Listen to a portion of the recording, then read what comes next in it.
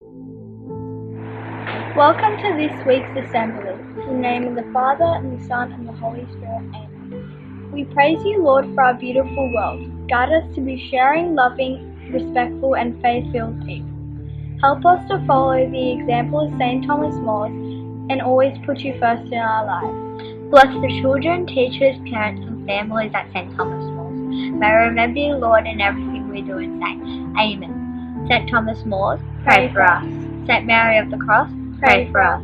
Venerated Mary Aikenhead, pray for us. In the name of the Father, and the Son, and the Holy Spirit. Amen.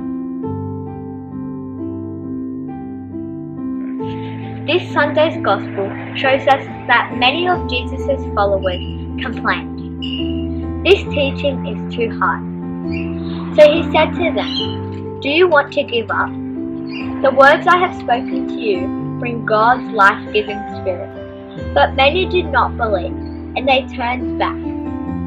He asked the 12 disciples, "Do you want to leave also?" Simon Peter answered, "Lord, where would we go? You have the word of giving eternal life." This Sunday's Gospel challenges us. When we don't like God's teaching, we need to ask, which is the way of eternal life? Jesus never said that following him would be easy. And life will surely give us setbacks and heartache. The difference is whenever we suffer alone or with Jesus by our side. Please join us as we sing our school song.